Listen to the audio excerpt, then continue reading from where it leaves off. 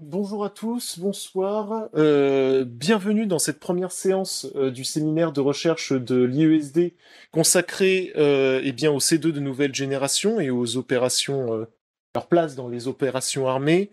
Euh, Ceux qui ont l'habitude de nous suivre, comme vous le savez, voilà, il y a une série de séminaires à l'IESD, le dernier en cours étant le séminaire Espace.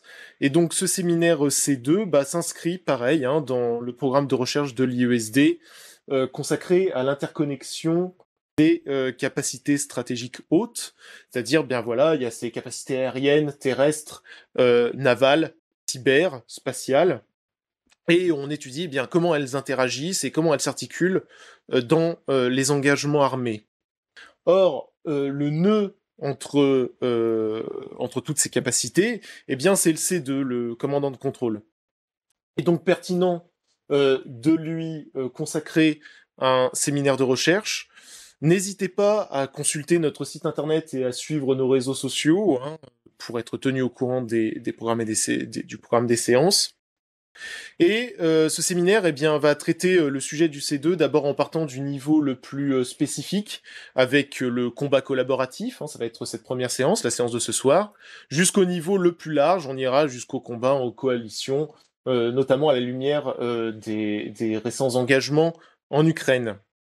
Et comme premier invité, je reçois aujourd'hui le docteur Thibaut Fouillet, chercheur associé à l'IESD et chercheur à la Fondation pour la recherche stratégique. Bonsoir Thibaut. Bonsoir. Euh, Déjà, peut-être pour lancer un petit peu le sujet de ce soir, une question, je pense aussi, histoire de situer un petit peu le sujet. D'abord, comment tu définirais le commandement et le contrôle? Et ensuite, comment ça influe, voilà, le combat collaboratif aujourd'hui? Alors déjà, merci beaucoup pour ce séminaire qu'on organise avec l'IESD, qui fait suite au colloque du Master 2 et SID qui avait lieu sur la même thématique et qui avait pour objectif de débroussailler cette problématique du C2 de nouvelle génération, du renouveau des opérations par les nouvelles technologies, etc. Le but de ce séminaire, c'était d'approfondir les thématiques qui avaient été retenues pendant ce colloque, vraiment pour rentrer dans une perspective plus recherche. Pour répondre directement à ta question, Amaury, ce qu'il faut bien voir, et ça va être l'objectif de ce soir, c'est d'aller dans ce qu'est réellement le combat collaboratif en termes d'attendu tactique, et donc dépasser la simple logique capacitaire qu'on lui affuble bien souvent, de la numérisation des forces et juste la simple transformation numérique des forces. Et c'est un peu la même chose sur le C2. Aujourd'hui, quand on entend le C2 de manière tout à fait moderne, donc la problématique sur des théâtres très étendus de gérer le flux d'informations, de connecter toutes les unités amies ensemble, de prévoir la manœuvre ennemie, d'agir sur le tempo des opérations.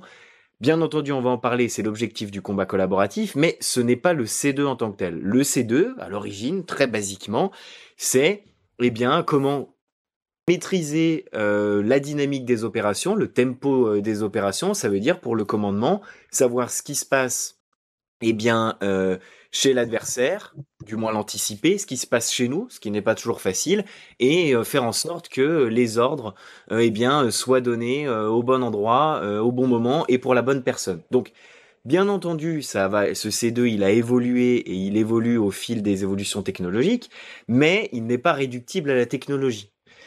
Et ça va être l'un des fils rouges de cette présentation, de bien voir la différence entre l'évolution de la conduite des opérations par le combat collaboratif, en termes d'effets tactiques attendus notamment, et la transformation numérique, la transformation capacitaire qui est un prérequis, qui l'accompagne, mais qui n'est pas non plus réductible. Tout à fait. Et alors, du coup, finalement, ça touche beaucoup à la numérisation. Il y a cette espèce j'allais dire presque euh, on a le fantasme finalement beaucoup d'un univers extrêmement numérisé. Quelle est la place finalement du coup de cette numérisation dans le command and control? Comment tout ça s'articule? Eh bien alors c'est tout le propos de cette présentation. Donc en trois, alors je préfère vous le dire à l'avance, comme ça vous ne serez pas étonné du déroulé. Il y a 3 points fondamentaux qui seront autant de parties de cette présentation initiale avant qu'on puisse échanger et que je puisse répondre aux questions éventuelles.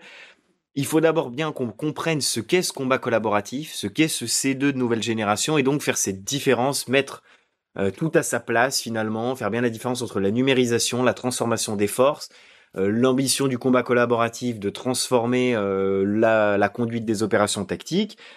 Voilà, une fois qu'on aura fait ça, se poser la question qui n'est jamais simple de qu'est-ce que le combat collaboratif, cette logique de transformation tactique et comment le C2 va jouer sa place ou doit jouer une place dans ce combat collaboratif, dans cette mise en œuvre, et bien sûr, enfin, interroger toutes les problématiques sous-jacentes, autant capacitaires qu'opérationnelles.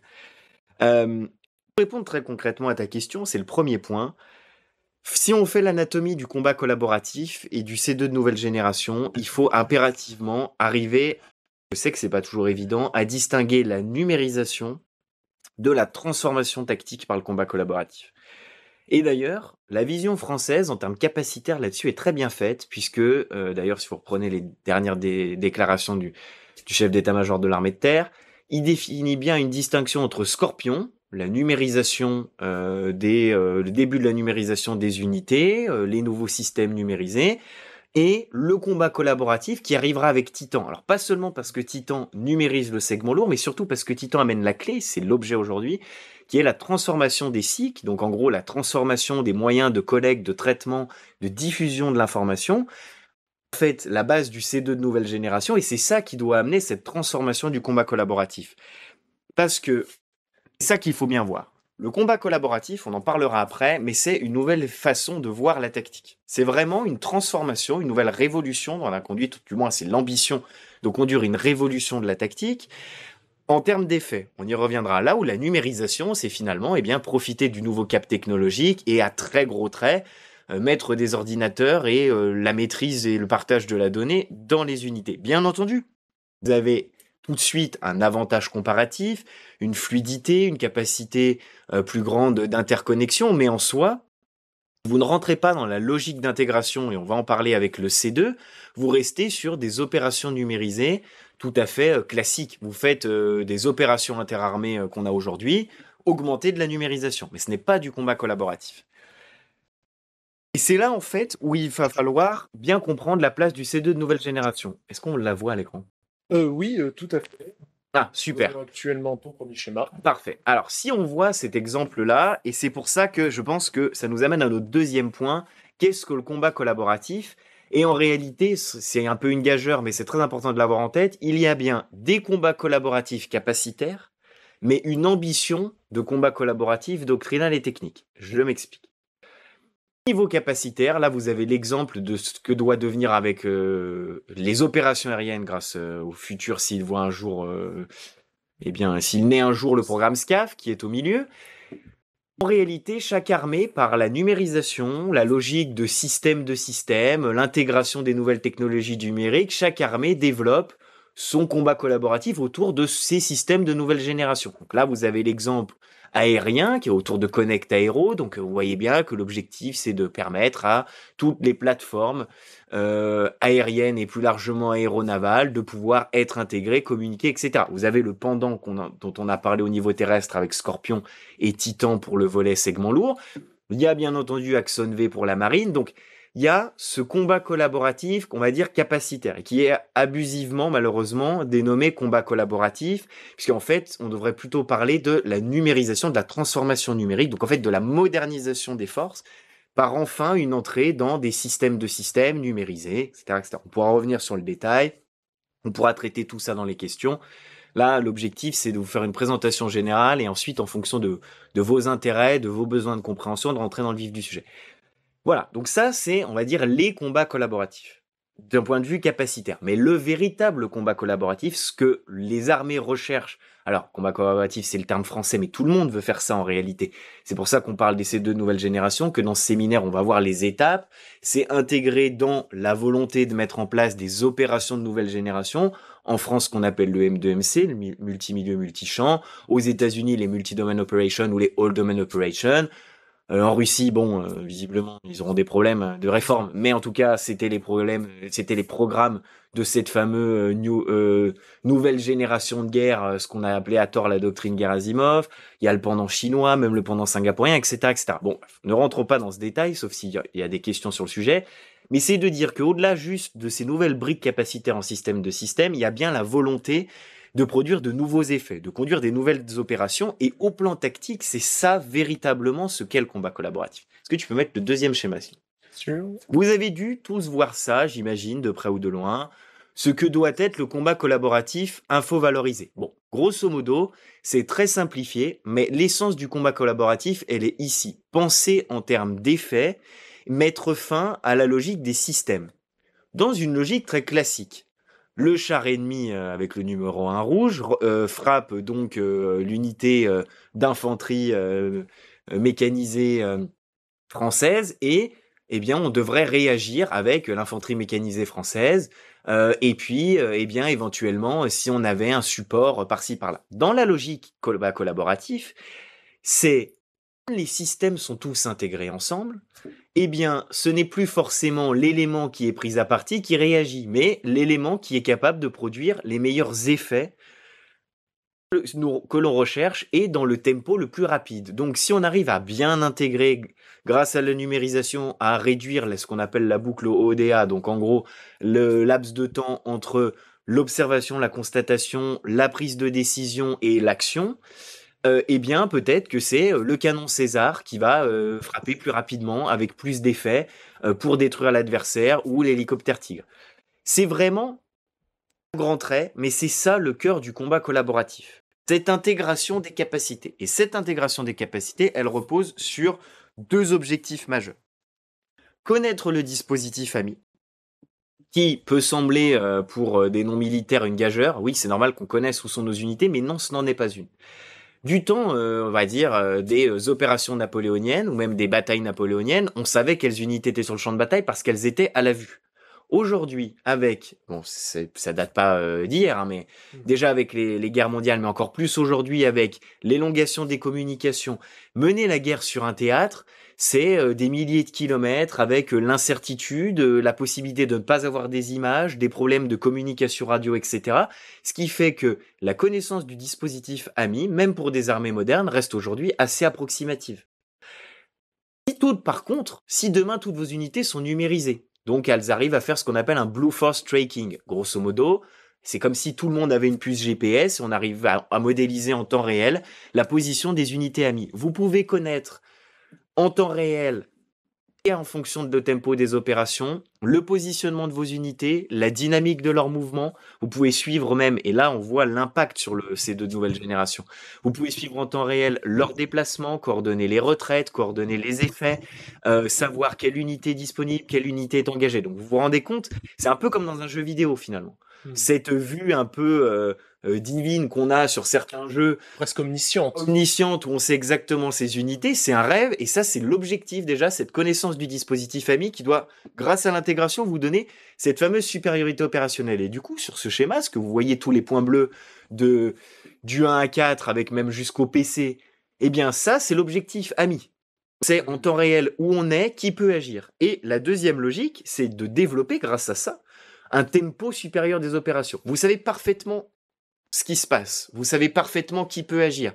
Tout le monde est connecté en temps réel, donc dès qu'une unité est prise à partie, ou même à l'idée d'un positionnement ennemi, vous pouvez facilement modéliser ce que vous avez vu, la manœuvre adverse, anticiper vos effets, donc vous vous rendez compte de la plus-value opérationnelle. Et vous gagnez en supériorité opérationnelle par ce tempo des opérations. Supérieur à l'adversaire, vous pouvez produire des effets. Vous voyez bien que on est largement au-delà d'une simple numérisation des forces. C'est pas juste on va communiquer, on va grosso modo savoir ce qui se passe. Non, c'est on transforme la dynamique des opérations et même on la transforme puisqu'on abolit le principe purement hiérarchique. Vous le voyez bien ici, c'est pas eh bien le groupe d'infanterie mécanisée Griffon a la mission d'éclairer. Bon, il tombe face à un ennemi, il faut qu'il le traite. Non, en fait, c'est tout le groupement tactique dans la zone qui va pouvoir à tout instant agir et produire un effet. Donc, vous rentrez dans des logiques, et c'est pour ça qu'il y a toute une confusion de terminologie. Il y a aussi toutes ces nouvelles doctrines qui émergent, par exemple la Mosaic Warfare aux États-Unis, où là, on va jusqu'au bout de tout ça. On veut carrément abolir la hiérarchie, il n'y a plus d'unité, de régiment, etc. Mais vous avez une mosaïque. Un griffon, c'est une petite... c'est un petit disque de mosaïque. Le César aussi. En fait, vous posez des petites briques, vous allez composer votre manœuvre à l'instant T en prenant les petites briques les unes avec les autres. Vous avez aussi la logique qui a été popularisée par le général Lubin en France de ce qu'il appelle la guerre imbriquée. Vous êtes complètement dilué vous avez cette connaissance parfaite de votre dispositif. Vous avez la connaissance du dispositif ennemi. Et vous n'avez pas intérêt à vous concentrer. On le voit avec la guerre en Ukraine, puisque la concentration des feux dans la profondeur peut vous permettre, enfin, faire que vous soyez détruit rapidement. On l'a vu avec les opérations, la tentative d'opération de franchissement russe de cours d'eau. Eh bien, en fait, vous avez intérêt à vous diluer à l'extrême en étant lié par ce combat collaboratif et du coup vous battre de manière complètement imbriquée. Donc, en fait, la hiérarchie, le général Hubin plaide même pour la destruction ou du moins la recomposition du principe hiérarchique vertical en disant ce n'est plus adapté. Donc, vous voyez bien toutes ces implications que ça a sur le commandement et le contrôle. Vous ne faites pas la guerre pareil si vous êtes dans une hiérarchie très verticalisée ou si vous rentrez dans un modèle de guerre imbriqué. Si vous devez gérer toute l'information, et on va en parler, on va y venir sur ces défis du combat collaboratif, mais il y a une gestion de l'information en temps réel, il y a même une question du commandement qui se pose. Là, on est sur un volet purement terrestre, mais dans une opération interarmée, peut-être que l'effet que vous avez besoin en tant que commandant terrestre, c'est un bombardement naval. Qui commande ? Est-ce que c'est vous qui êtes propriétaire en termes du hiérarchiques, moyen naval ? Est-ce que vous faites un super commandement C2 ? Donc, vous voyez toute cette logique. Vous voyez surtout bien, j'espère, que le combat collaboratif dépasse cette simple numérisation des forces.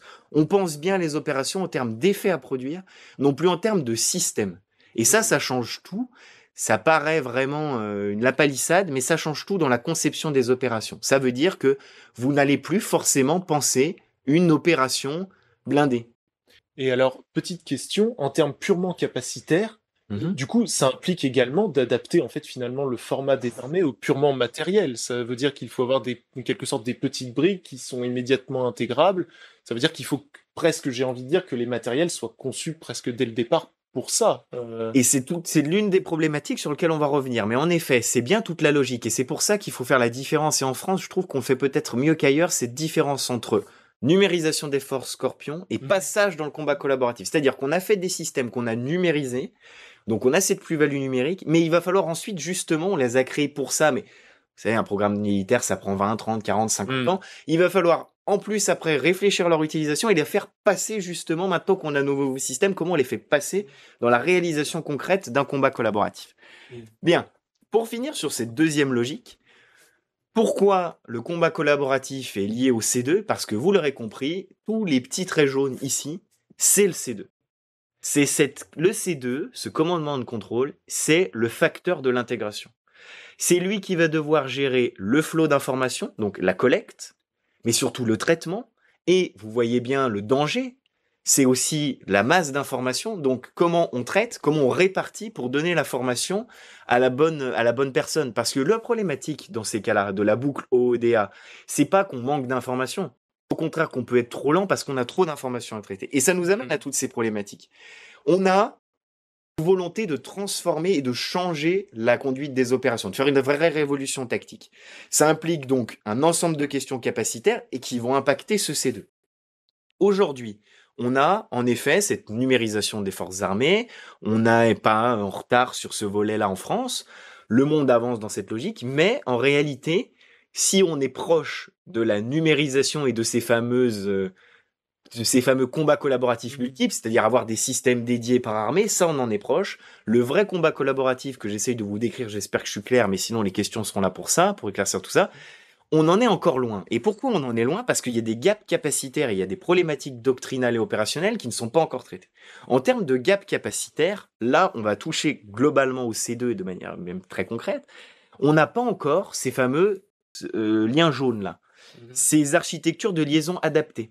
Parce que c'est plus juste la radio, c'est plus juste la communication. Ça vous implique des architectures automatisées ou autonomisées, redondantes, qui ont des informations constantes en temps réel, et donc à devoir créer des systèmes de communication qui soient adaptés à une masse énorme d'informations, à une nouvelle logique de communication, plus cette communication hiérarchique finalement très séparée. Vous parlez à votre chef qui parle lui-même à son chef, mais là la possibilité pour le commandement supérieur d'aller jusqu'au plus bas échelon tactique pour prendre cet effet qui va nous permettre de... Donc tout ça a été réinventé, elles doivent aussi être redondantes, et ça nous amène à la problématique de la gestion des IA complexes, qui est un enjeu majeur, qui est de dire, pour traiter toutes ces informations, il va falloir une aide. une automatisation, mais à quel moment, jusqu'à quel degré d'autonomie, jusqu'à quel volume de traitement des informations. Il y a aussi la problématique de la chaîne de commandement que je vous décrivais tout à l'heure, qui commande. Tout ça, ce sont des problématiques qu'il faut traiter et les outils sont encore en gestation. Et on a une vraie problématique. Numérisons tout. C'est un avantage, mais c'est aussi une limite. On est d'autant plus vulnérable à la guerre électromagnétique. Tout à fait. Donc, il faut repenser la protection électromagnétique, la densifier, mais peut-être aussi, et là ça nous amène déjà sur sur le pont entre ces problématiques capacitaires et ces problématiques opérationnelles et doctrinales, par exemple, repenser, réinventer une manœuvre en mode dégradé. C'est-à-dire, bon bah voilà, vous avez une contestation du spectre électromagnétique, ou alors vous avez des fois un milieu électromagnétique qui fonctionne plus ou moins bien de votre côté ou parce qu'il est paralysé par l'adversaire. Qu'est-ce que vous coupez? Si vous coupez tout, vous êtes plus numérisé, vous avez plus de combat collaboratif. Donc est-ce qu'on rentre dans cette logique de on espère que tout va aller bien et sinon on fera pas de combat collaboratif? Mais dans ces cas-là, la question c'est à quoi ça sert de développer tout ça? Est-ce qu'on coupe? Est-ce que en cas, on coupe certains rayonnements, on coupe certains effets, tout ça? C'est quelque chose qui est difficile à penser, qui est difficile à établir, en plus même de la gestion hiérarchique. Il y a bien entendu aussi la question, ça c'est même l'enjeu de la 4e séance de séminaire, mais ce fameux plugin interallié. C'est bien de faire des bulles d'interconnectivité, du combat collaboratif, mais est-ce qu'elles sont capables de se plugger, par exemple, avec, je sais pas moi, l'armée lituanienne qui n'est pas équipée en combat collaboratif? Est-ce que du coup, ça implique que si on agit en interallié, on doit se mettre au niveau du plus faible? Dans ces cas-là, on peut pas faire de combat collaboratif. Est-ce que on peut les faire monter en compétences? Est-ce qu'on dégrade? Ou même, est-ce que des bulles collaboratives différentes se parler pour des problèmes de confidentialité de l'information, de génération de systèmes, par exemple? Est-ce que, dans le cadre CAMO, une force terrestre belge info-valorisée à tendance collaborative peut fonctionner avec sa propre armée de l'air sur F-35? C'est aussi une vraie problématique. Donc voilà d'autres enjeux, et on a le vrai problème, au-delà de ça, l'émergence du problème, c'est l'évolution de la dynamique opérationnelle, alors qui n'est pas réinventée par la guerre en Ukraine, mais plutôt concrétisée. C'est le retour à la fois du blocage tactique et développement des combats collaboratifs, on va dire, dégradés ou un peu low-tech, mais qui fonctionnent. En ce qui concerne le blocage tactique, on le voit bien, si vous n'arrivez pas à faire votre coup initial décisif, ce qui s'est passé pour les Russes en Ukraine, vous rentrez dans une guerre d'attrition.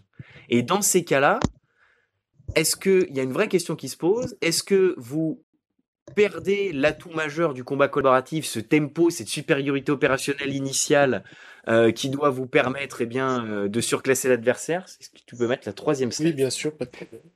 Ça, c'est un travail que j'avais fait, maintenant qui a été déclassifié pour la DGA il y a 2 ans. C'était modéliser la manœuvre aéroterrestre future à tendance collaborative selon les grandes puissances. Bon, c'est un peu complexe, mais grosso modo, le schéma bleu, c'était bien on acquiert la supériorité initiale et grâce au combat collaboratif, donc en supprimant la 2AD adverse, en agissant dans tous les milieux, dans tous les champs, et en fait, on surclasse l'adversaire, donc on le met sur les cornes d'un dilemme, opération M2MC, opération Multi-Domain Operation, World Domain Operation, et forcément, dans le coup initial, on le paralyse. C'est un peu la frappe de décapitation de Desert Storm, ou même d'Iraqi Freedom en 2003, ce qu'ont tenté de faire les Russes en février 2022, mais qui n'ont pas réussi à faire. Ça, c'est la vraie ambition du combat collaboratif. Alors si ça fonctionne, c'est super. Vous avez la capacité de mener cette blitzkrieg technologique, le rêve qu'on a touché du doigt dans les années 90, qu'on espère à nouveau toucher du doigt, mais on voit bien que ça peut ne pas fonctionner dans le cas russe. Alors ça ne veut pas dire que la guerre future sera comme ça, mais il faut bien prendre en considération cette potentialité. Et dans ce cas-là, à quoi nous sert le combat collaboratif? Est-ce qu'il est adapté à une guerre de masse? Est-ce qu'il est adapté à une guerre d'usure dans la durée?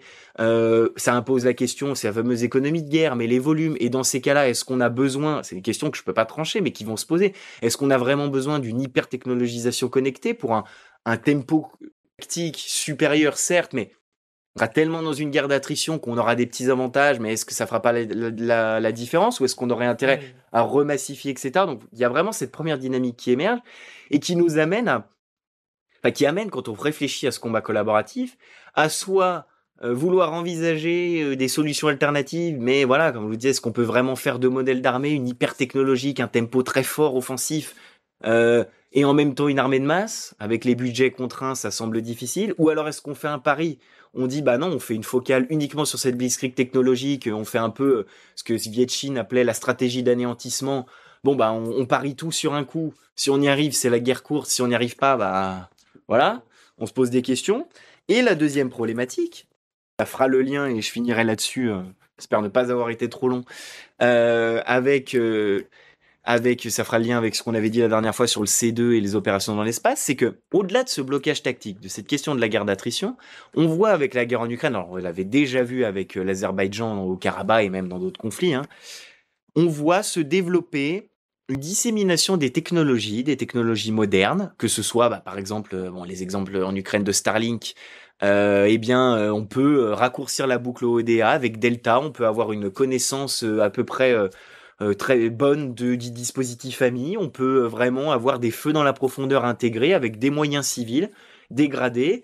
On a aussi le closer support dronisé. On l'a vu avec l'Azerbaïdjan, on le voit aussi avec l'Ukraine, qui devient une réalité. On contourne l'absence de suprématie aérienne. On développe et on utilise même plus de drones que les flottes en dotation dans les grandes puissances européennes. Si par exemple on prend le cas français, allemand, britannique, voire même américain sur certains segments.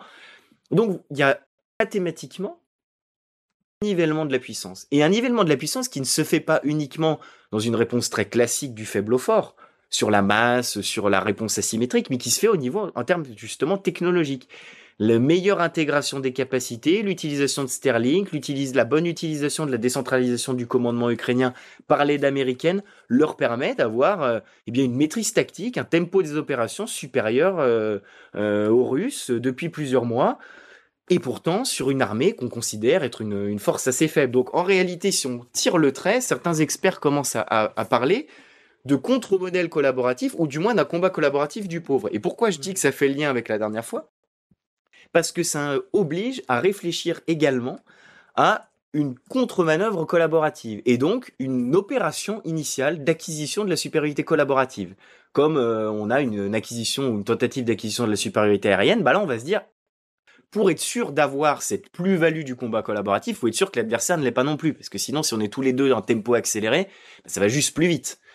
Le but, c'est d'avoir cette avance technologique et capacitaire. Bon, pour cela, il va falloir peut-être détruire ou paralyser ces moyens. Et ces moyens, c'est les moyens de la diffusion de la collecte de l'information, et ça passe par de nouveaux milieux, de nouveaux champs, notamment le spatial, avec toutes les réflexions dont on parlait la dernière fois lors du séminaire, des réflexions américaines de faire des flottes pléthoriques spatiales justement pour ne pas perdre de capacité en cas de frappe anti-satellite ou brouillage. Et résilience et une masse. Et c'est ça, et de penser à la destruction des capacités adverses. Donc finalement, ce combat collaboratif, ce C2 qui va stratégiser d'autres milieux.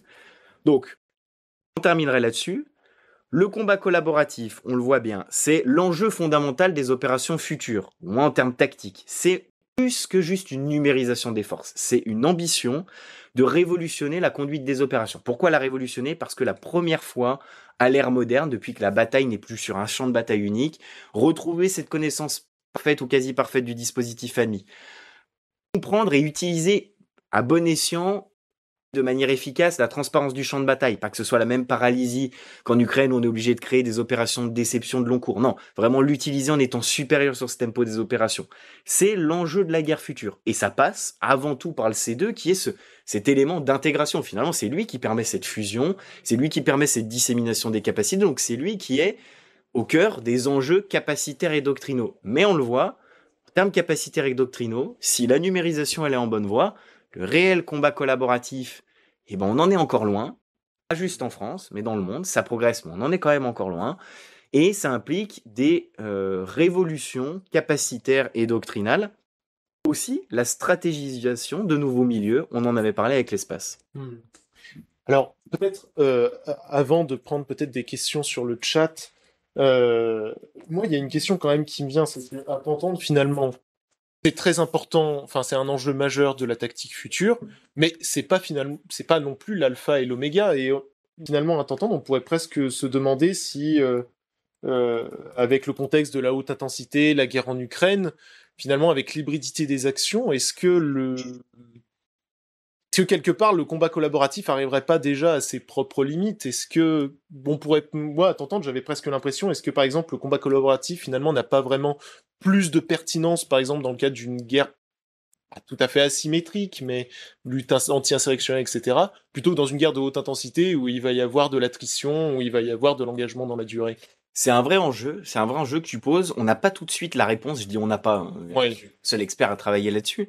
Et c'est des débats, par exemple, qu'on a actuellement dans les états-majors, même chez les industriels, etc., de savoir ce qu'on fait de cette numérisation et si même le combat collaboratif, on se dit que c'est une ambition réelle, vraiment une vision future, mais la question qu'on se pose, c'est en effet, est-ce que c'est souhaitable, atteignable, et surtout, est-ce que c'est toujours souhaitable et atteignable? Et en fait, la réalité, c'est, tu disais, est-ce que c'est pas plus souhaitable en contre-insurrectionnel ou etc. Mais justement, certains experts se posent la question inverse.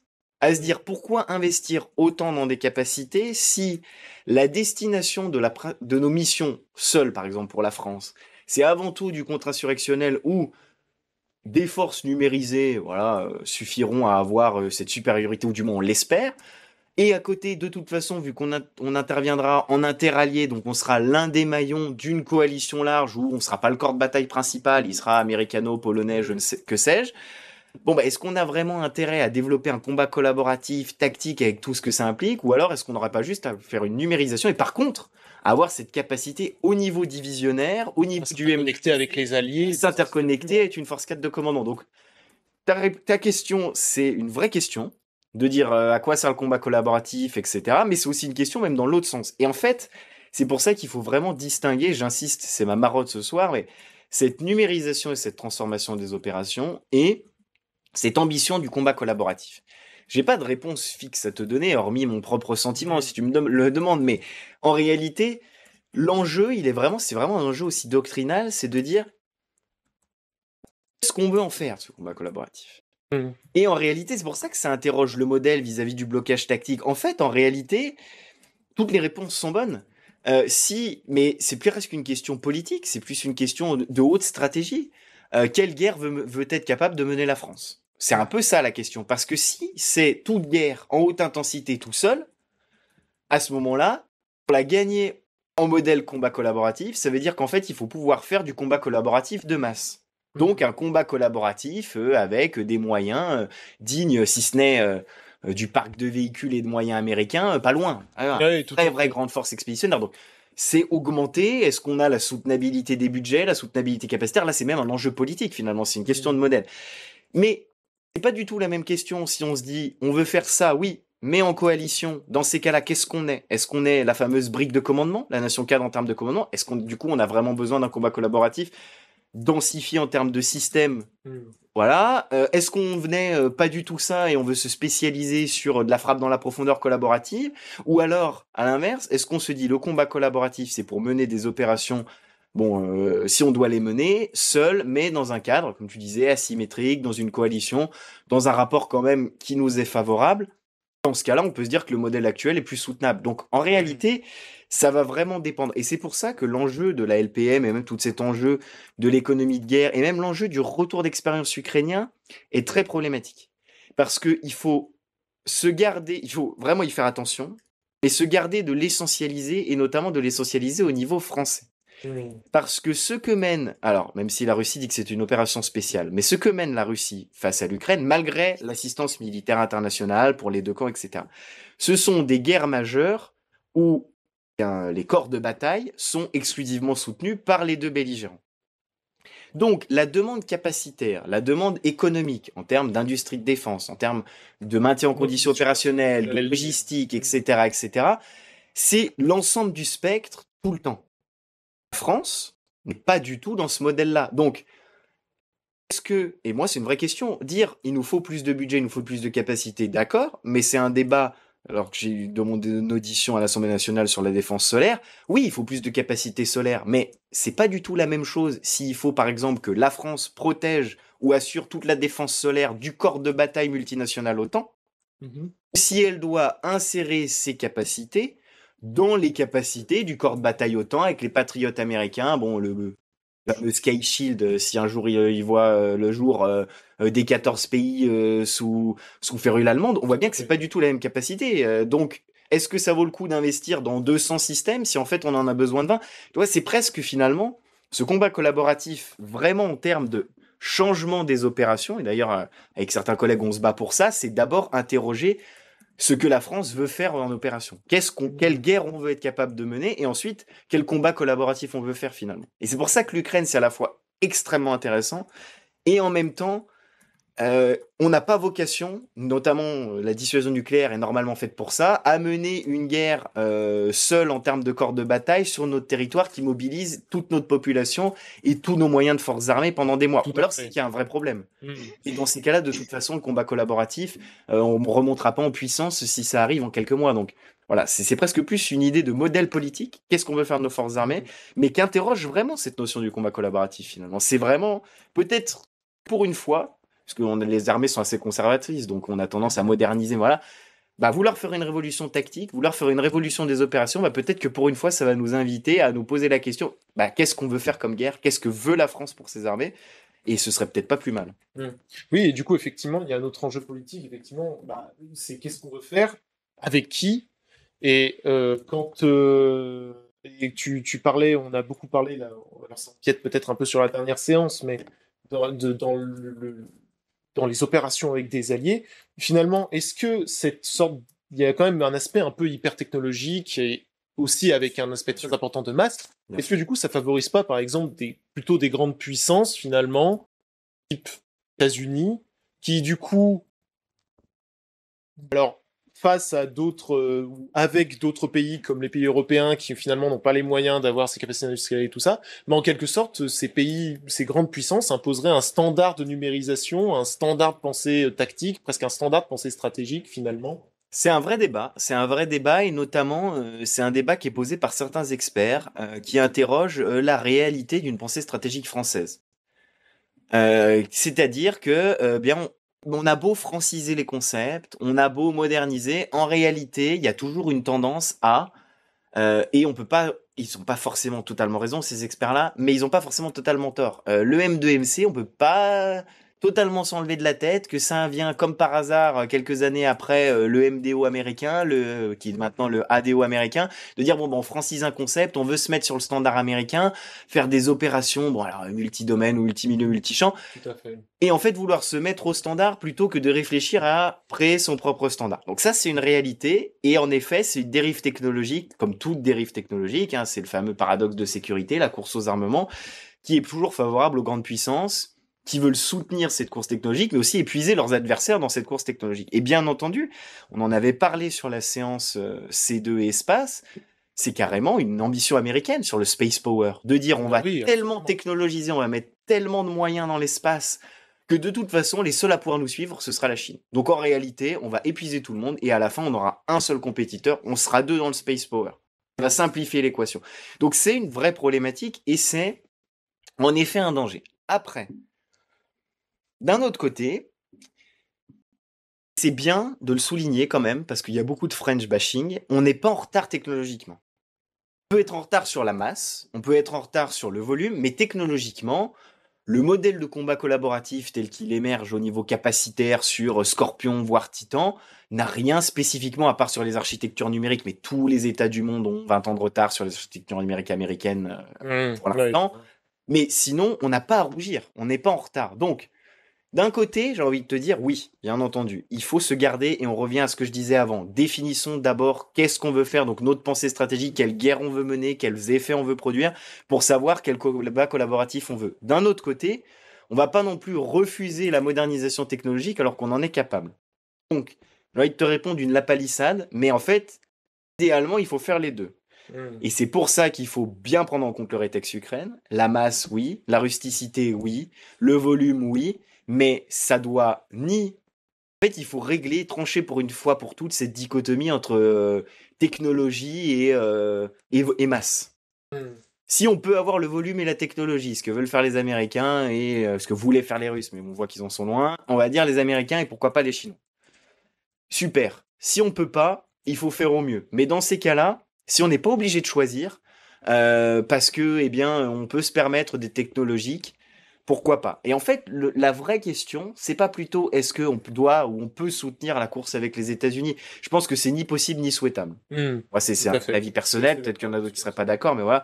Mais plutôt, c'est le vrai challenger aujourd'hui, s'ils y arrivent. On part du principe qu'ils y arrivent. Je mets des gros guillemets. C'est la Pologne aujourd'hui. Parce que si la Pologne va au bout de ses investissements capacitaires et de sa remontée en puissance, qui maîtrise ce gap technologique et ses volumes, ils ont un combat collaboratif avec des volumes 2 à 3 fois supérieurs aux capacités françaises. Et là, c'est une vraie problématique parce que ça peut remettre un statut de nation cadre et ça peut nous montrer surtout que le modèle échantillonnaire n'est pas une fin en soi. Et que c'est une question de choix politique. Alors encore une fois, il y a d'autres problématiques. Il y a la menace russe, on n'est pas du tout dans la même logique, la logique polonaise serait avant tout défensive, etc. Bien sûr. etc. Il n'y a pas cette notion de force de projection. Il faut être conscient de tout ça. Mais ça, c'est plutôt la logique de dire, est-ce que, plutôt que de dire il faut un volume, de manière générale, essayer de trancher cette dichotomie en disant, on est capable de soutenir la course technologique. Maintenant, il faut savoir comment l'adapter. Donc, du coup, le volume. Donc le volume, oui, mais encore une fois, comment et pour quelle logique? Je suis pas sûr, moi à titre personnel, je ne suis pas sûr. Alors certains vont dire que 2000 chars Leclerc, enfin Leclerc ou MGCS ou Rheinmetall, bon bref, le char de nouvelle génération, 2000 chars modernes, je suis pas sûr que ce soit souhaitable. Pour faire quoi? C'est-à-dire que, encore une fois, si on veut un tempo des opérations très rapide, très fort sur une opération offensive en haute intensité, ou si on veut être la nation cadre de l'intégration, ce sera peut-être pas nous le corps de bataille principal, ou alors la décision elle se fera pas sur ces éléments-là, elle se fera par de l'aéroporté, de l'aérolargué, de la frappe dans la profondeur, une opération amphibie, que sais-je. Mais tant qu'on n'a pas défini le modèle d'opération future, le volume, oui, technologie, oui. Arrêtons d'opposer tout le temps rusticité, technologie, masse, échantillon. L'armée bonsaï n'a pas plus de valeur ou d'intérêt à mes yeux que l'armée pléthorique. N'oublions pas que Saddam en 91 a une armée de masse. Il a fait le choix de l'armée de masse. Et si vous prenez de manière brute, comme on l'a pris sur la Russie, de manière brute le volume d'équipement, sur un rapport quantitatif, il n'y a pas photo. Mais la guerre, c'est pas ça. Et donc, je pense en réalité que la France a une carte à jouer parce qu'elle a la chance. Pour une fois, je dis pour une fois parce que voilà, il y avait la guerre froide, il y a eu certains choix. Là, pour une fois, elle a la chance de ne pas être en retard. Elle est même bien placée dans cette course technologique. Elle n'a pas à rougir de ses capacités. Maintenant, il faut savoir ce qu'elle veut faire. En plus, elle a un choix, on peut le critiquer, etc., mais d'une augmentation continue de ses budgets. Alors, elle est toujours insuffisante, peut-être mal disposée, mais au moins, on a cette volonté depuis quelques années. En réalité, elle a les atouts. Et moi, ma peur, c'est pas qu'on ne puisse pas faire du combat collaboratif, c'est qu'en fait, on ait des capacités collaboratives, mais qui ne produisent aucun effet opérationnel parce qu'elles ne seront pas adaptées. C'est le modèle 40. C'est Johan Michel, un cher ami et un excellent expert de l'ISS que je vous recommande, spécialiste de ces questions, donc qui fait le military balance de ces évolutions technologiques. Il appelle ça le syndrome du B1 bis. Vous avez le meilleur char, il sait tout faire, et vous l'avez en quantité. On peut dire ce qu'on veut, le mirage de la bisserie allemande. Faut lire le mythe de la guerre éclair de Karl-Heinz Fraser, il le montre bien. Vous avez le meilleur char, vous avez la quantité, mais vous n'avez pas pensé votre guerre. Et c'est pire. Enfin, du coup, le traumatisme, il est pire que la Pologne. Quand les Polonais vont charger à cheval contre des Panzers, vous vous dites, bon bah voilà, on n'avait pas la doctrine, mais on n'avait pas les moyens. Là, vous aviez les moyens, si vous aviez fait les choses correctement, vous auriez peut-être pu vous en sortir, voire vraiment bien vous en sortir. Et en fait, c'est ça, ce traumatisme-là, c'est le fameux traumatisme que dit Johan Michel, du B1 bis, c'est d'avoir une capacité collaborative, ou du moins d'avoir tous les éléments pour la développer, mais en fait de pas savoir quoi en faire, donc de pas bien l'utiliser, et en réalité, bah, vous auriez pu, mais vous l'avez pas fait. Bon, surtout que, bon, j'ouvre une parenthèse que je referme peut-être aussitôt, mais le B1 bis, il y a des cas quand même où il a tenu tête à des colonnes entières de heures. Et c'est vrai qu'on peut se demander qu'est-ce qui se serait passé si il a même été ça avait été généralisé. En 44 et certains chars américains se sont cassés les dents dans les Ardennes contre des B1 bis français qui ont été germanisés. Ouais. Et alors du coup, bon, plus près de nous, on a compris que finalement le combat collaboratif, pour l'instant, c'est quelque chose vers lequel on tend, avec tout cet aspect intégration. Et on comprend aussi, bah, finalement, dans ce débat entre masse, hypertechnologie, armée bonsaï, comme tu disais, on a l'impression que la guerre en Ukraine un petit peu domine les débats, qu'on a l'impression que c'est le retour de la masse, etc. Bon, concrètement, du coup, s'il y avait eu le combat collaboratif là maintenant, en Ukraine, qu'est-ce que ça aurait changé? D'ailleurs, peut-être que est-ce que en guerre en Ukraine, par exemple, on observe déjà le combat collaboratif? Alors, comme je le disais tout à l'heure, on a des embryons de combat collaboratif, notamment du côté ukrainien. C'est des embryons, mais en réalité, la logique capacitaire n'est pas là. Et c'est pour ça que je t'ai insisté bien sur ces différences entre combat collaboratif type capacitaire. On n'a pas des systèmes de systèmes, on n'a pas de MGCS, on n'a pas de SCAF par les Ukrainiens, bien entendu. Par contre, la logique tactique et opérationnelle de ce combat collaboratif, elle est bien là. Elle est bien là sur certains éléments. Donc je disais Starlink, mais pour la boucle ODA, mais aussi Delta. Delta, c'est quoi? J'imagine que certains d'entre vous connaissent. Grosso modo, c'est une application qui à l'origine est civile, ou grâce aux moyens, grosso modo, un Google Maps adapté, vous arrivez à savoir où est l'ennemi. C'est-à-dire que vous êtes civil, nous on est civil, il y a une colonne de chars, n'espérons pas de chars russes qui défilent là en bas de la fac. Vous pinguez, hop, unité. Et donc, tous ces pings-là, en temps réel, sont bien entendu vérifiés et analysés par l'intégration militaire ou civile, mais tous ces pings-là de vos propres unités qui se pingent elles-mêmes et des unités ennemies dès qu'on les ping, vous amènent à ce que je vous expliquais de connaissance du dispositif ami, connaissance du dispositif ennemi. Et ça passe pas par une hyper-technologie. Alors, ça a ses failles. C'est dépendant, par exemple, de Starlink, c'est dépendant donc d'une aide, d'une entreprise, oui, voilà, des sources ouvertes, éventuellement de hacks, etc. Mais on voit tout de suite la plus-value opérationnelle. Pareil, Starlink et la frappe d'artillerie.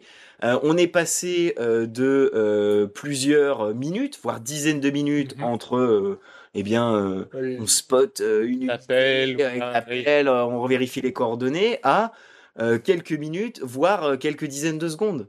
On ping, il y a une unité, ok, ça a été corroboré, hop, coordonnées, tir d'artillerie. Avec le rôle des drones aussi, la prise en temps réel. On voit déjà ces embryons de combat collaboratif et on voit, même en guerre d'attrition, ce que ça change.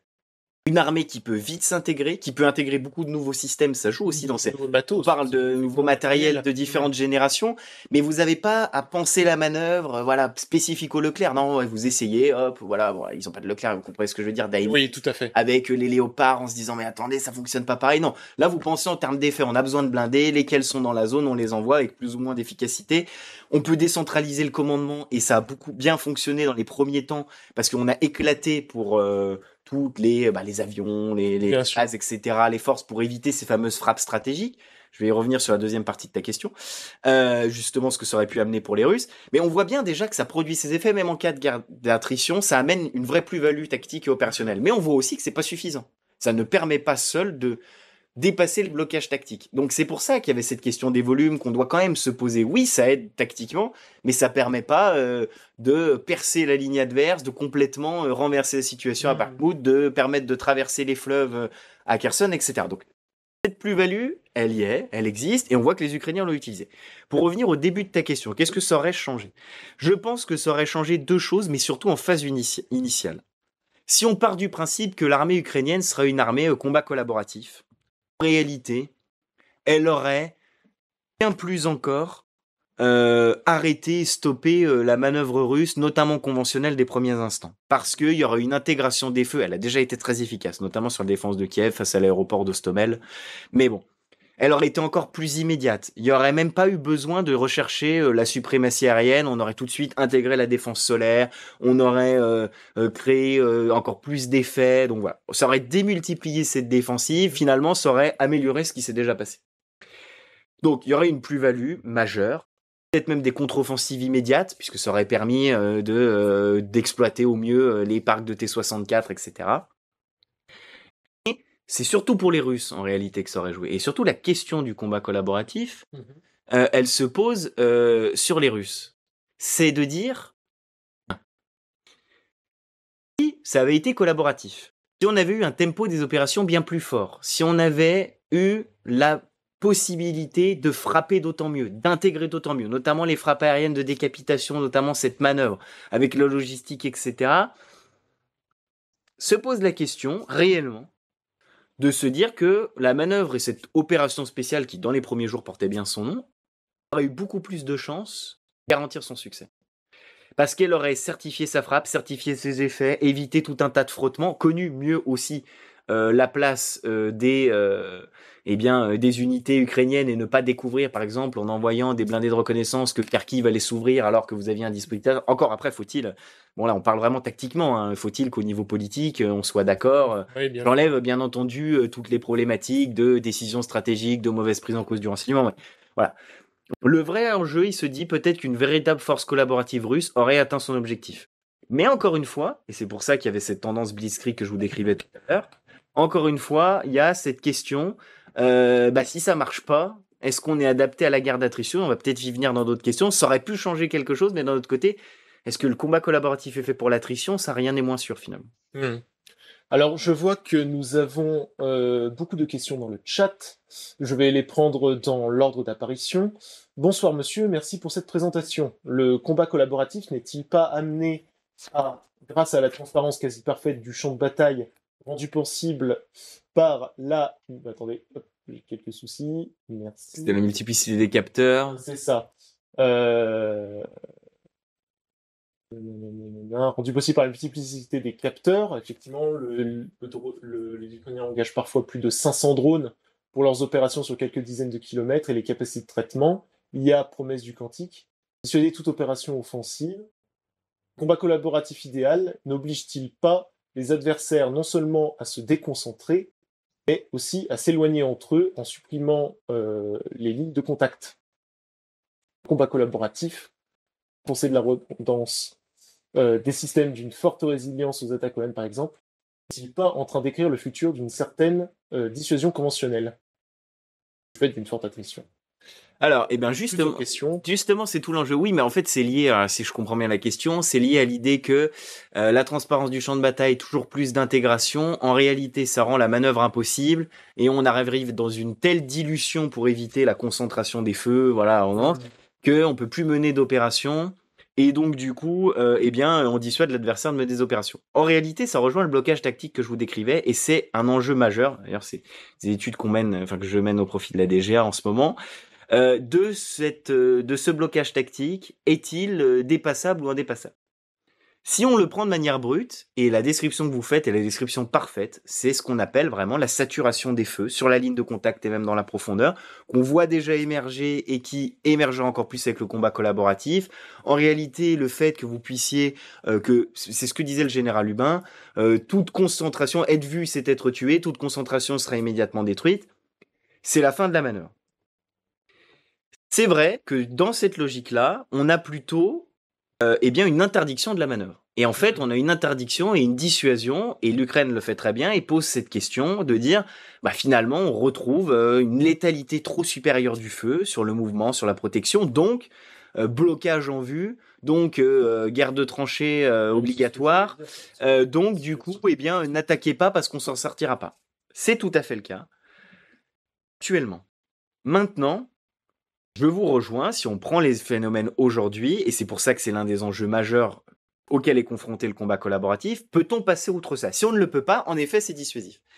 Maintenant, le combat collaboratif, malheureusement pour nous Français, malheureusement pour la plupart des puissances, il se pense en offensif. Pourquoi il se pense en offensif? Parce qu'on a absolument envie d'être offensif.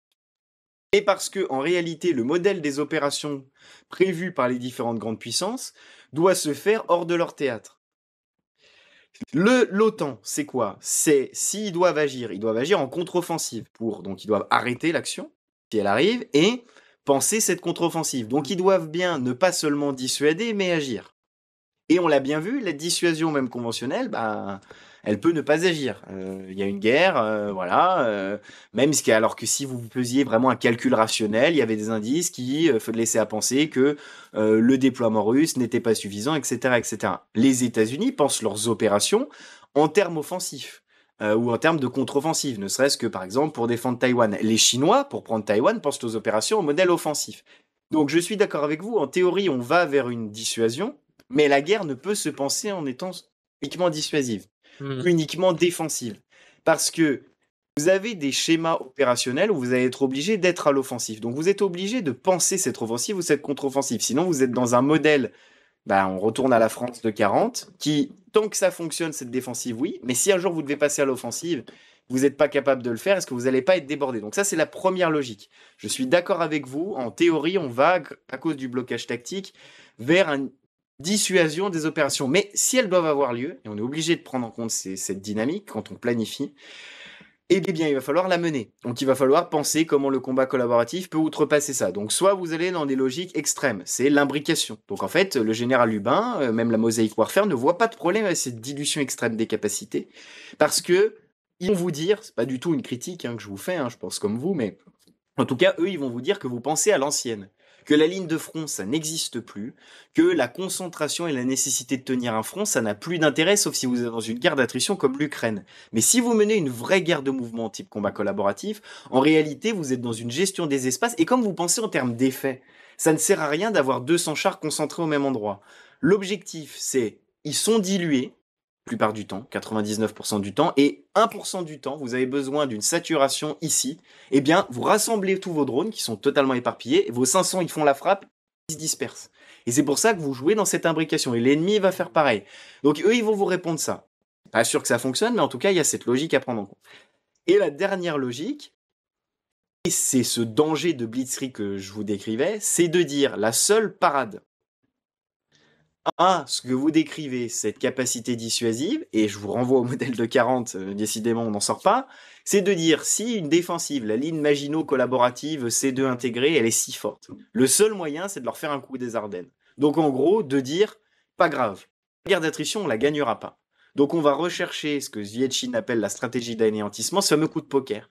On fait une opération collaborative en surprise, avec des manœuvres de déception, de camouflage, de leurre pour faire comme à Kharkiv, que malgré la transparence du champ de bataille, ils n'y arrivent pas. Et on espère qu'on va paralyser, décapiter, le Shock on Away, l'Airland Battle, voilà, tout ce qu'on a vu, et on a vu que ça marchait pas forcément avec la Russie, mais on va tout miser sur ce coup-là en espérant que ça fonctionne, et en fait, en se disant, si dans les premiers instants on gagne au niveau stratégique, en fait, on n'aura pas le blocage tactique. Donc, c'est très dangereux, mais voilà ce qui émerge. Si je dois synthétiser, j'espère que j'ai été clair, j'en suis désolé sinon.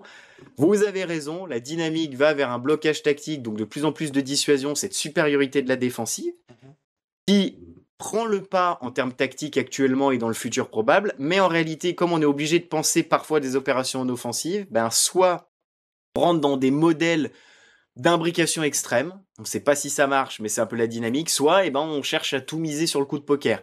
Et c'est bien pour ça qu'on essaye de travailler en état-major de par le monde, pour trouver une alternative à ces deux solutions totalement extrêmes et très très risquées finalement. Ouais, donc soit finalement on fait une ligne défensive extrêmement diluée, soit ça favorise les opérations type Pearl Harbor en version. Voilà, on espère que ça va. Et en espérant que ça. On a de plus en plus ce qui émerge, ce biais blitzkrieg. C'est bien un biais avec tous les risques que ça comporte. C'est pour ça qu'il est urgent de réfléchir sur ces questions pour essayer de trouver des solutions viables. Parce que, on le voit bien, si votre opération initiale se passe mal comme les Russes, vous êtes entraîné dans une guerre que vous ne vouliez pas mener avec des conséquences que vous ne vouliez pas connaître. On va prendre une autre question dans le chat. Étant donné l'interconnexion de plus en plus intense entre les capacités tactiques et stratégiques, pensez-vous que cela entraîne des risques? À chaque fois, voilà. Quoi?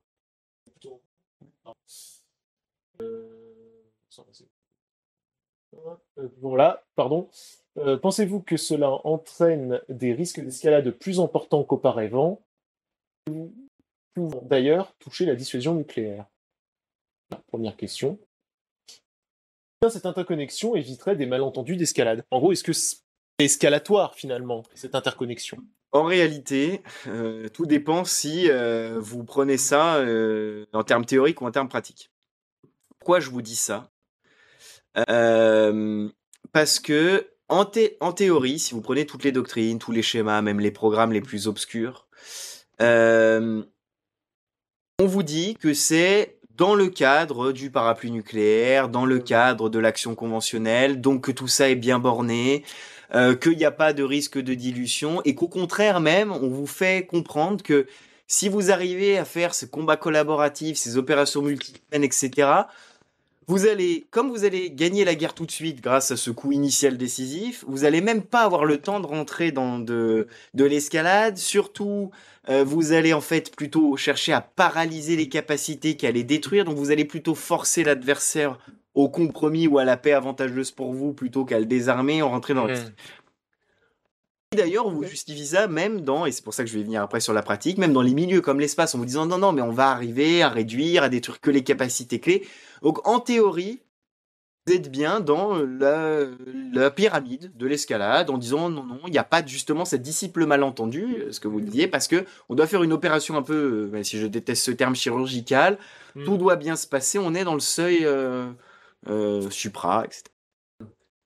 En réalité, en pratique, si vous voulez mon avis, pas le combat collaboratif en lui-même dans son volet aéroterrestre, mais dans ses implications pour le C2 et dans les nouveaux milieux, pour moi, il a un danger escalatoire si cette phase initiale ne se passe mal. C'est-à-dire que si, vous réduisez l'adversaire au silence, il a que le choix de l'apocalypse nucléaire, il va se dire, c'est pas grave, on va faire la paix, etc. Le risque d'escalade, pour moi, il est vraiment réel si vous ne réussissez pas ça, parce que, si vous détruisez par exemple des capacités spatiales pour avoir cette suprématie MDO, qui servent aussi, pourquoi pas, à la dissuasion nucléaire, à la connaissance nucléaire. Si vous cherchez à frapper les groupes aéronavals, parce que, c'est le siège d'interconnexion, des PC dans la profondeur, en réalité, on est loin de juste quelques bombardements ciblés. On est dans l'action sur des capacités stratégiques et on est dans l'action sur des points vitaux. Et là, si vous n'avez pas réussi à acculer votre adversaire au compromis, en réalité, il va aussi frapper vos points vitaux et vos structures stratégiques, certes conventionnelles, mais comment faire la différence entre le groupe aéronaval, la dissuasion, qui porte aussi la dissuasion, les capacités spatiales qui sont intimement liées à la connaissance, à la prise d'ordre de la dissuasion. Si on vous coupe la moitié ou les 3/4 de vos C2, même pourquoi pas de vos C2 stratégiques, voilà, déjà, on a des risques d'escalade nucléaire en Ukraine, alors qu'on est plutôt dans une guerre, même si on a vu qu'il y avait un peu du 21e siècle, plutôt dans une guerre de la fin du 20e que du 21e siècle. Si on commence à s'attaquer, à ce qui paraissait sanctuariser l'espace, le cyber, la paralysie de tous ces champs, de tous ces milieux, en réalité, en termes pratiques, l'escalade est d'autant plus possible. Et c'est une notion qui, d'ailleurs, pour l'instant, on voit, à mon sens, la fébrilité doctrinale. C'est pour ça qu'on met cette chape de plomb. De toute façon, ce sera une guerre, on est à Paris. Parce qu'en fait, on n'a pas encore investigué, ou on se refuse pour l'instant d'investiguer. Peut-être que c'est encore trop flou, ce MDMC, ce combat collaboratif. Mais vraiment, cette implication en termes d'escalade nucléaire, c'est quelque chose qui n'est pas réglé, qui, à mon sens, pour l'instant, ne veut pas être réglé, parce qu'on ne sait pas encore ce que ça implique vraiment, ces actions dans tous les domaines et cette interconnexion. Mais il est sûr que commencer à postuler que vous allez pouvoir essayer ou du moins priver une grande puissance de tout son accès à l'espace, on n'est pas loin quand même de la définition d'un intérêt vital. Donc après... Ouais, donc une sorte de double tranchant un petit peu, c'est-à-dire que tant que l'effet dissuasif fonctionne, c'est pas escalatoire. Par contre, dès qu'on a passé le stade, là par contre... en fait, c'est toujours la problématique d'étendre la conflictualité, c'est-à-dire qu'on avait déjà eu cette logique, alors c'était pas le nucléaire, mais la question des populations civiles avec l'aviation. Du moment que vous avez eu l'aviation, vous avez eu la possibilité du bombardement stratégique, vous avez eu des stratégies qui consistaient à frapper des populations civiles, ce qui aurait été impensable, ou du moins ce qui allait contre la bienséance et le droit de la guerre de l'époque. Pareil pour les gaz. Du moment que vous avez les armes chimiques, heureusement après les conventions, elles sont plus trop utilisées de par le monde, on va toucher du bois. Du moment que vous avez cette extension à certains domaines, à certaines capacités techniques, mécaniquement, vous avez une escalade de l'intensité de la violence. Et là, si vous intégrez, si vous investissez de nouveaux milieux, de nouveaux champs de la conflictualité, vous avez par nature une augmentation de l'intensité, donc par nature, à mon sens, du moins en pratique, une dynamique escalatoire, quoi qu'on en dise. D'accord. Et alors, je vois une question très intéressante dans le chat, parce que je me la posais également lors de ton exposé. Tout ça, faire de l'intégration, développer le matériel, ça va prendre du temps, même au plan de réflexion doctrinale. Donc, dans le command contrôle, quelles sont les priorités aujourd'hui d'intégration? Je pense qu'on va peut-être se centrer d'abord sur la France. Oui, alors, c'est pas pour faire une réponse de langue de bois, mais en réalité, les priorités d'intégration, elles sont difficiles à faire émerger parce que on n'a pas encore de conceptualisation claire de comment on passe cette fameuse numérisation des forces, donc de ces systèmes, à un réel combat collaboratif. Numériser les forces avec le système de système, on comprend comment ça marche. Et là-dessus, la priorité, c'est de développer des nouveaux systèmes qui sont numérisés, donc qui ont du numérique dans le traitement de leurs informations, qui aussi envoient leur positionnement en temps réel, qui ont des nouveaux systèmes de communication, qui sont capables de plugger d'autres systèmes. Donc si on pense au SCAF, de faire interagir des drones, etc. Donc en fait, cette intégration-là, pour la communication des systèmes entre eux, elle ne pose pas de problème. Le vrai problème, ou du moins elle ne va pas poser, bien sûr il y a des problématiques techniques, mais elle ne va pas poser de problème à horizon du combat collaboratif 2030, 2040, 2050. La vraie problématique, c'est la mise en place de ce combat collaboratif et donc du coup de ce fameux C2 qui intègre tout, qui dispatche tout. Et là, la priorité d'intégration, elle est difficile à déterminer parce qu'en fait, elle dépend de données technologiques qui théoriquement commencent à être énoncées, mais qu'on n'a pas encore. Je pense notamment aux IA complexes, c'est-à-dire IA capables de traiter de l'information, de réagir, de diffuser, etc., d'avoir presque un retour critique. On ne sait pas les potentialités, on ne sait pas l'autonomie, la confiance qu'on va leur donner, donc comme on ne sait pas déjà comment on va intégrer l'outil, difficile de concevoir l'outil en fonction de quelque chose. Voilà, difficile de savoir qu'est-ce qu'on va intégrer derrière. Donc, en réalité, le schéma théorique, il est clair. On doit développer une nouvelle architecture qui va faire le lien numériquement entre ces différents systèmes numérisés, donc ces combats collaboratifs, aériens, terrestres, etc., etc. Donc en fait, en théorie, il n'y a pas de problème. La priorité, c'est développer une architecture d'intégration numérique. En réalité, en termes capacitaires très précis, ça implique de vraies problématiques et de se poser la question, d'accord, ok, donc comment on fait la collecte de l'information? Comment on fait son traitement? Comment on fait sa répartition? Sous quel commandement? Sous quelle logique? Et ça, en réalité, c'est pour l'instant des questions, ou moins des briques capacitaires que l'on n'a pas encore. On les a théoriquement. Oui, on va faire de l'autonomisation. Oui, on va utiliser les drones. Oui, on va développer des IA. Mais concrètement, on va utiliser du quantique. On voit beaucoup ça aussi. En réalité, comme personne ne sait encore exactement comment ça marche, on sait déjà pas comment on va les utiliser. Donc, de là à se dire... comment on va intégrer ça et qu'est-ce qui est prioritaire? Est-ce que c'est de développer le quantique et par exemple d'avoir un calcul quantique dans les forces? Est-ce que c'est un nouveau système, moi je sais pas, de chiffrage, de partage de l'information, que ce soit plus des liaisons radio ou numériques, que ce soit autre chose? En réalité, on peut pas savoir parce qu'on sait même pas réellement en termes pratiques de quoi va vraiment être faite cette architecture. Ouais, donc attention à ne pas griller les étapes du réseau. Voilà. Numérisation, ok. Intégration collaborative en termes capacitaires, on n'en est pas encore là. Une autre question dans le chat qui fait un petit peu suite à la précédente. L'interconnexion des capacités stratégiques autres renforce-t-elle ou bien abaisse-t-elle l'importance des petites puissances dans les guerres actuelles et à venir? Alors, c'est toujours cyclique, ce genre de problématique. Là, actuellement, ce que j'ai essayé de vous montrer avec l'exemple ukrainien et même l'Azerbaïdjan, on a vraiment une dissémination de la puissance. On a un nivellement par le bas de la puissance, puisque on voit qu'on n'a plus besoin d'être grande puissance avec une DITD large pour faire du closer support dronisé, pour développer des embryons de décentralisation et de combat collaboratif. Donc en réalité, on est plutôt pour l'heure dans une dynamique d'émergence du rôle de ces petites puissances. Et du moins, si c'est pas elles qui vont, parce que c'est pas leur doctrine, c'est pas leur ambition, chercher à gagner ce conflit de la technologie, avoir une puissance hégémonique dans le monde, en réalité, la défensive asymétrique va de moins en moins être asymétrique.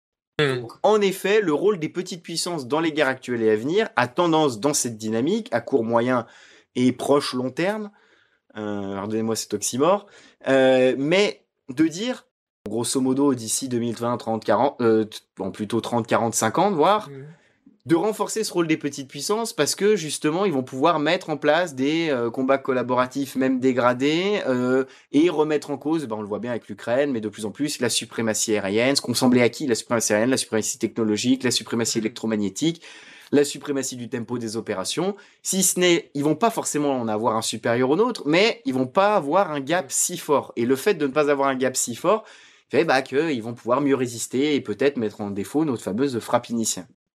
Donc, leur rôle va augmenter. Mais tout l'enjeu, justement, de ce que je vous disais, d'investir dans une frappe de contre-modèle collaboratif, ce que commencent à voir les Américains et les Chinois, de pousser toujours plus cette course technologique, c'est d'arriver à épuiser et à retrouver que le cycle tourne finalement et qu'on finisse enfin par retrouver ce confort technologique avec tous les biais que ça implique, mais de diminuer ce rôle. Donc, j'ai envie de vous dire, actuellement et dans le futur proche, les petites puissances avec ce nivellement technologique, après il faut qu'elles l'utilisent correctement, il faut qu'elles fassent. Oui, bien sûr. L'Ukraine, tout d'avoir la capacité. C'est pas la même que 2022. Il y a eu une aide, il y a une vraie réforme doctrinale, une vraie réforme capacitaire.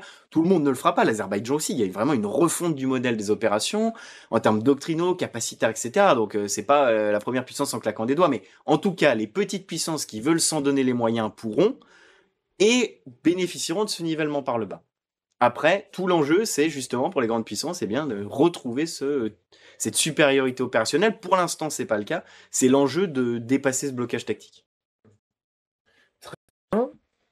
Peut-être, avant de voir s'il y a une dernière question dans le chat, on m'avait posé une question en amont de cette séance de séminaire, et tu as un petit peu évoqué la similitude dans ton exposé. Avec finalement, on a cette vue omnisciente grâce à l'interconnexion, l'intégration dans les C2.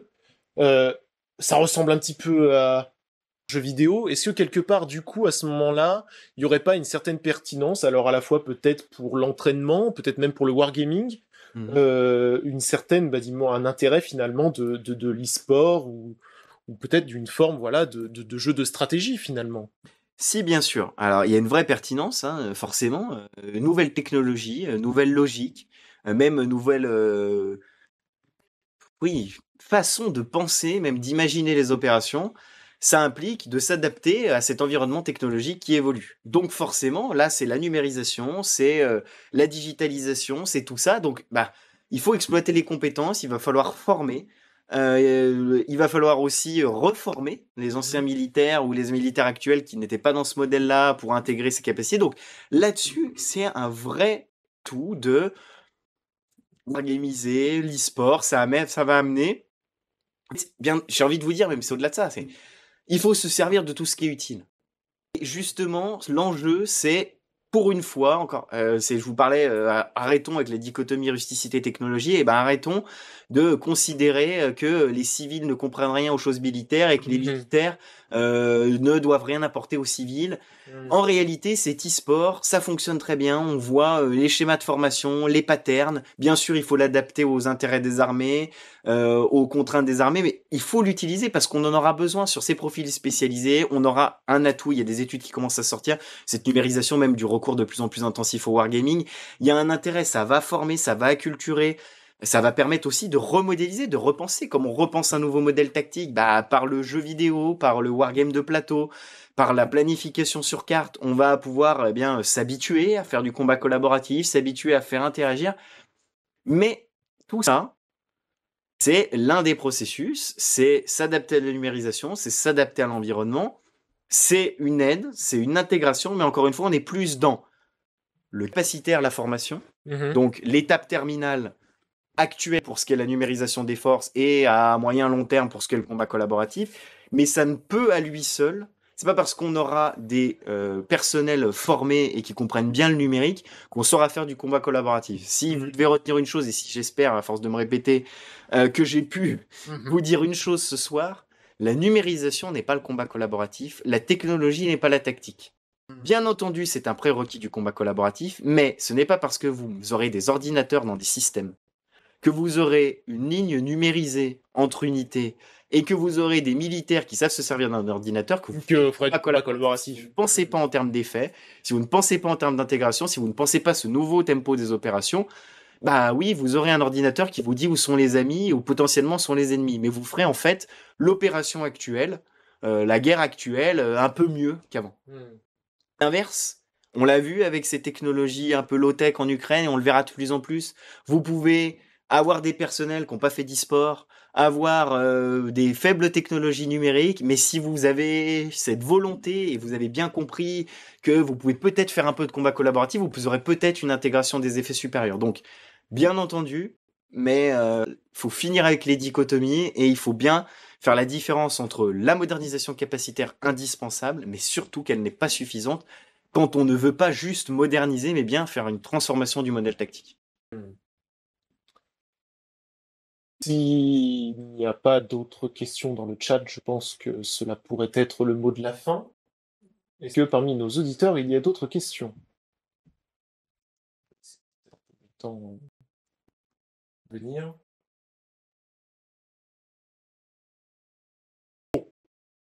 Je pense effectivement qu'on touche du coup à la fin de cette première séance. Ah, si, il y a une question. Oui. Je vous invite à l'écrire. Parfait. Si certains veulent parler, je vous invite à l'écrire dans le chat. Vu une main se lever. Peut-être était-ce une erreur. Je vais te le temps d'écrire, mais est-ce qu'ils peuvent pas activer leur micro? Je ne suis pas certain. Ok.